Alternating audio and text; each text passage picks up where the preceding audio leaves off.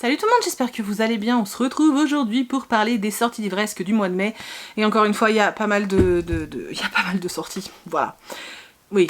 Je sais pas s'il y a un mois où il y en aura moins. En tout cas, là, il y en a encore pas mal. Et il y a encore Kitsune en guest, là, qui est en train de me griffer les mains.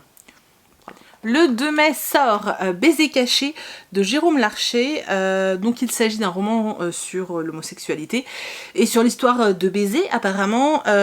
C'est le livre, enfin pour ceux qui ont vu le film, c'est bien, ça a un rapport, hein, voilà. Je vais pas vous faire plus de résumé parce que je ne veux pas lire ce qu'il y a écrit derrière, mais ça a l'air vraiment super sympa, c'est des thèmes que j'aime beaucoup. J'espère vraiment que je vais accrocher à ce roman. Un roman que j'attendais depuis des mois parce que je voyais l'auteur en parler sur les réseaux sociaux. Voilà, donc il s'agit de Il est grand temps de rallumer les étoiles de Virginie Grimaldi aux éditions Fayard. Je suis super contente de l'avoir en ma possession et de pouvoir le découvrir.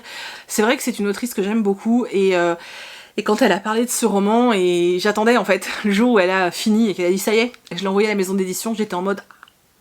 Donc là je suis hyper contente et je vais me le faire très très vite pour que vous ayez un retour très rapidement aussi, et parce que moi je ne vais pas pouvoir attendre. C'est pas possible. Je vais aussi enfin pouvoir lire du coup la suite d'Angelika Varinen, donc le tome 2 de Naïma Muraille Zimmerman. J'avais beaucoup aimé le tome 1. Voilà, on suit Angelika qui est une petite fille voilà, assez spéciale qui mène plein d'enquêtes. Et dans ce tome 2, apparemment une licorne très spéciale va disparaître et elle va mener l'enquête. Vous connaissez mon amour pour les livres les livres jeunesse où il y a des petits détectives. Donc là c'est juste le gros bonheur pour moi et je vais me plonger dedans, pas plus tard que dans peu de temps quand j'aurai éteint la caméra.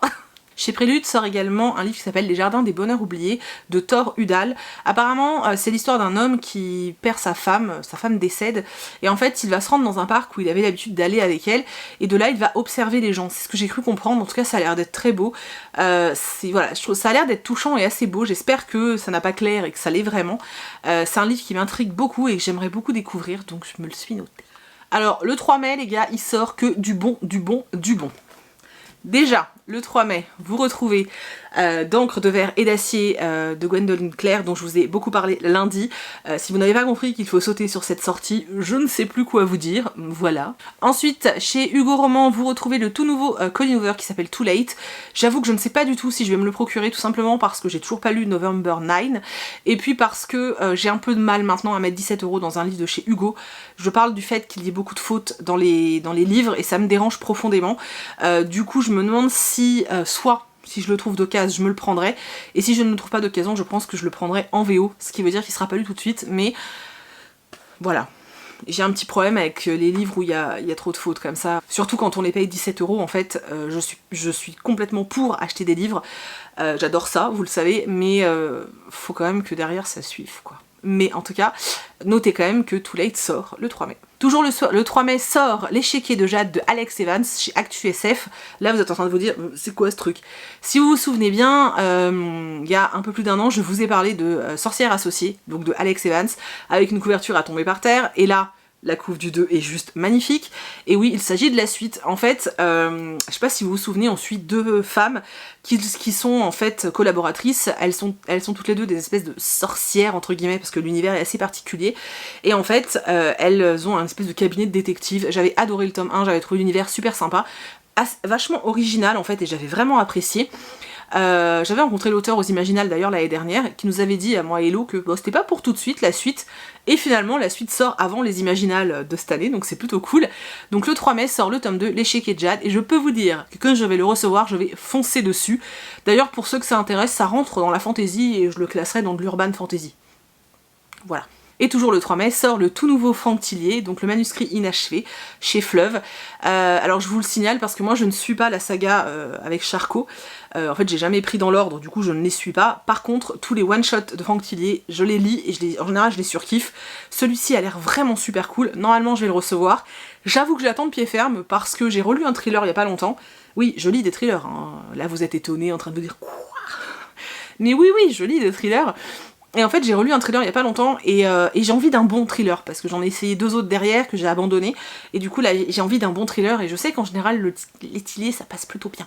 Donc je l'attends celui-ci. Le 8 mai sort un livre en VO qui s'appelle Pud-In, voilà, de Julie Murphy. Alors pour ceux qui se souviennent, Julie Murphy c'est celle qui avait écrit... c'est celle qui a écrit Miss Dumpling, où c'est cette fille ronde qui a une mère complètement obsédée par les concours de beauté et qui décide de faire quand même un concours de beauté. C'est un roman que j'avais vraiment bien aimé, j'en ai lu des bien meilleurs maintenant, mais c'est vrai qu'au moment où je l'ai lu, je l'ai beaucoup aimé.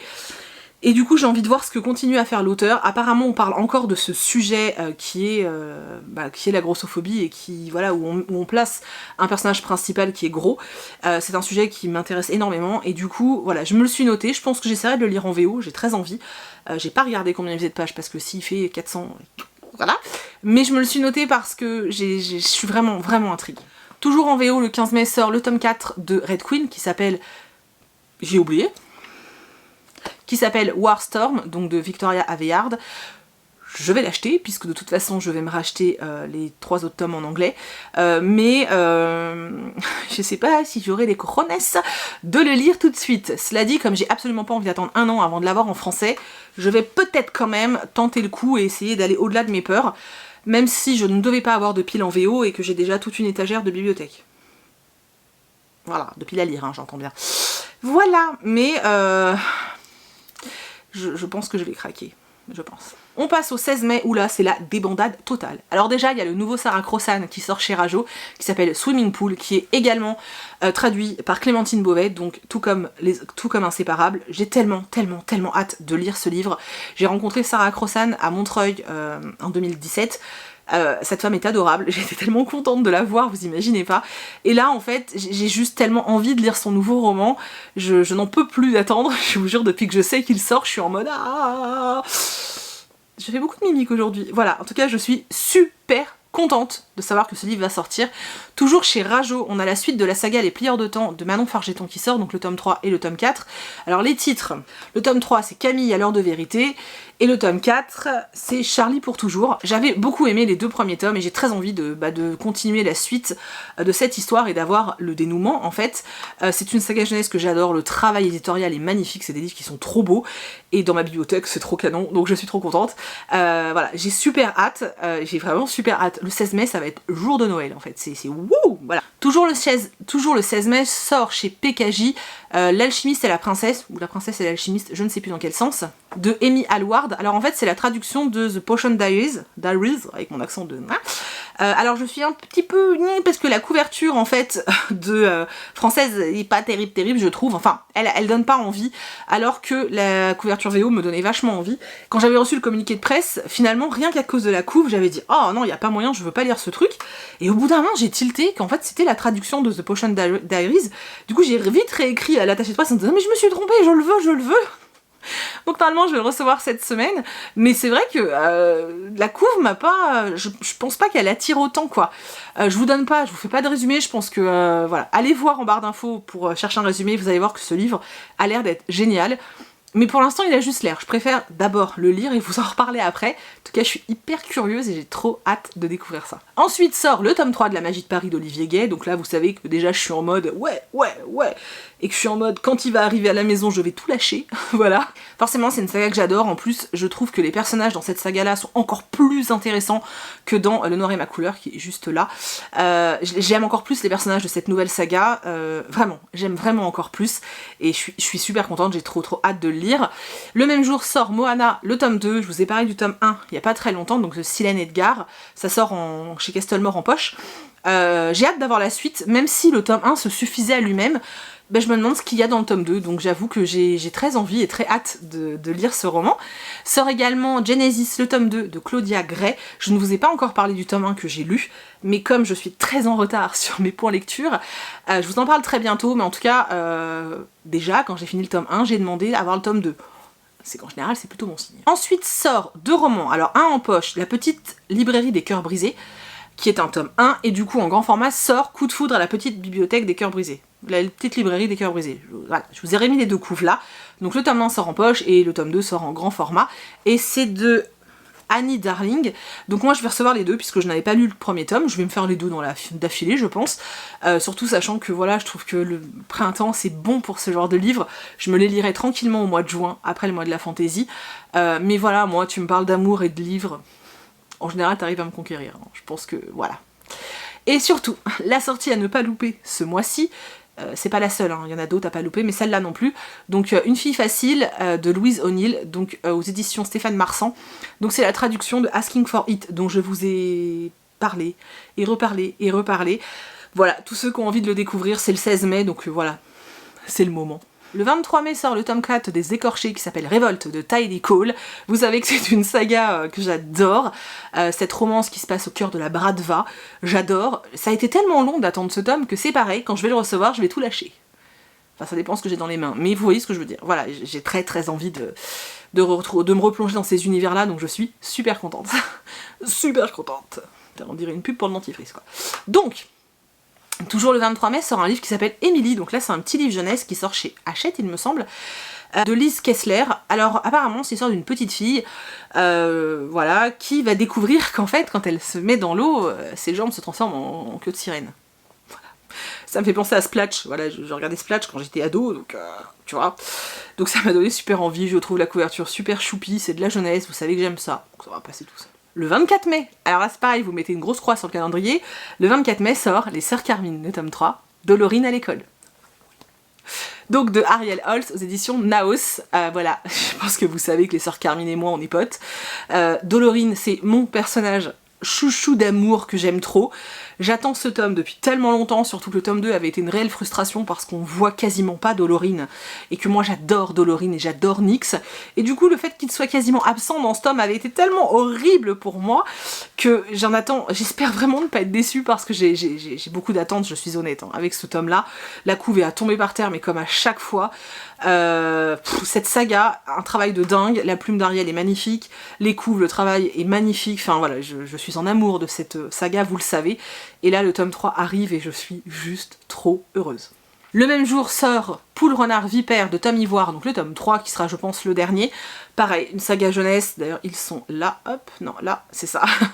Une saga jeunesse que j'aime vraiment beaucoup, qui met en scène des animaux qui sont en guerre, mais 3 enfants, un de chaque espèce animale, ils vont tous les 3 se devenir copains pour s'entraider.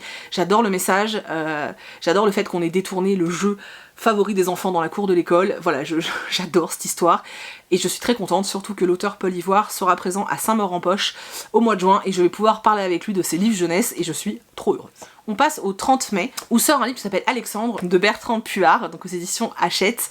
Alors c'est l'histoire d'Alexandre, d'un petit garçon de 11 ans, Alexandre Dumas, qui rêve de devenir écrivain. Tu vois le truc là un peu ou pas?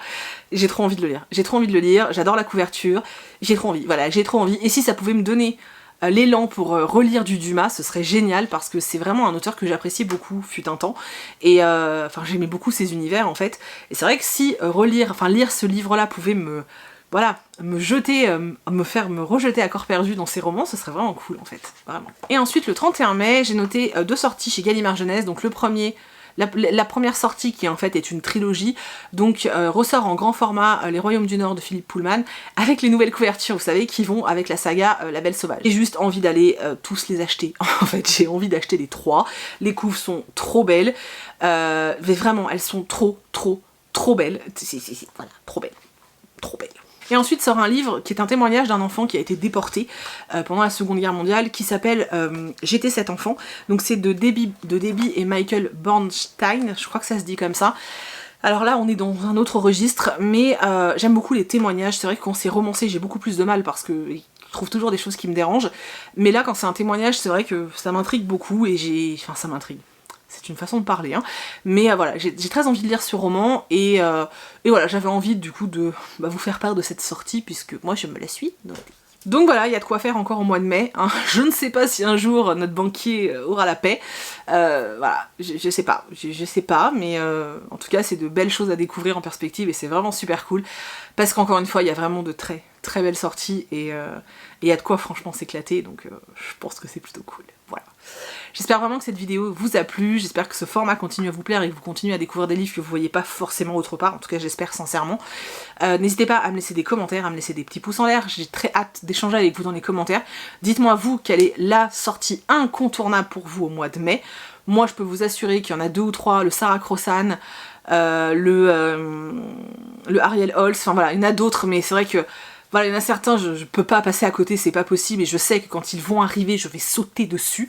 Voilà, donc je suis très très excitée par ce mois de mai, non seulement parce qu'il y a le mois de la fantaisie, et que déjà la pile à lire que j'ai me fait baver d'envie, et que déjà aujourd'hui, au moment où je tourne, on n'est pas encore en mai, et j'ai qu'une envie, c'est de sauter sur ces livres-là, et que je me dis non. Voilà, et en plus il y a des sorties de dingue, donc voilà, je pense que le mois de mai va être un super mois, et j'en suis super contente, c'est tout. Je suis surexcitée, il faut pas chercher à comprendre. Du coup, je vous laisse tranquille, j'espère vraiment que la vidéo vous a plu, je vous retrouve en commentaire, je vous fais plein de très gros bisous et je vous dis à vendredi dans une prochaine vidéo. Salut!